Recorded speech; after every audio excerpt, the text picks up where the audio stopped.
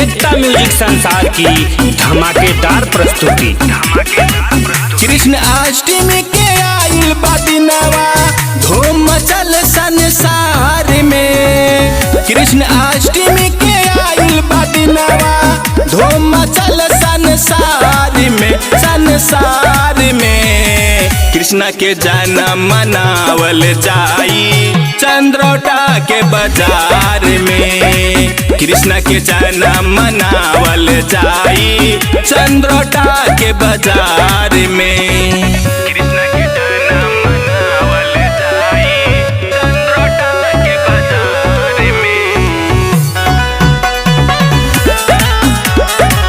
चंद्रोटा के बाजार में फल फूले धोती कुर्ता लाइब बढ़नी बाजार से। चांदी के मुकुट चांदी के बंसी कल सदा से हजार के। दूध माखन मिश्री मलाई रेवड़ी कोटिया बाजार से।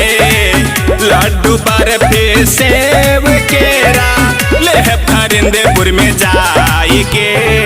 शिवपुर का रहिया मोती नगर से आई है सब लोग धूम से। मधवा भितरिया राहट कोल से आई है सब लोग झूम के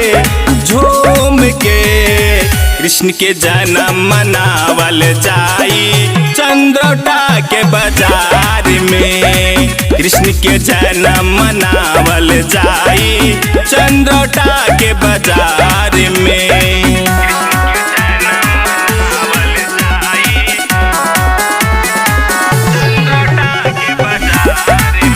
प्रेम से बोलिए कृष्ण कन्हैया लाल की।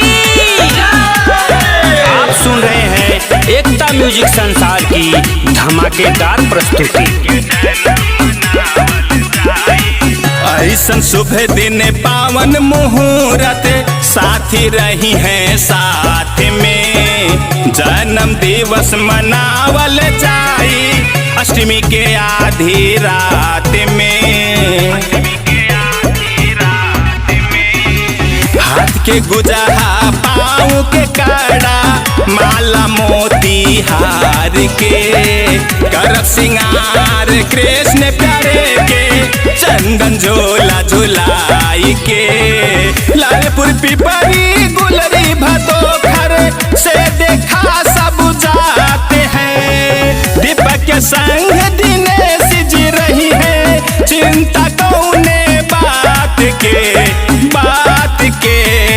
कृष्ण के जन्म मनावल जाई चंद्रोटा के बाजार में। कृष्ण के जन्म मनावल जाई चंद्रोटा के बाजार में। राज डिजिटल रिकॉर्डिंग स्टूडियो, कपिल वस्तु, तौली हवा, नेपाल।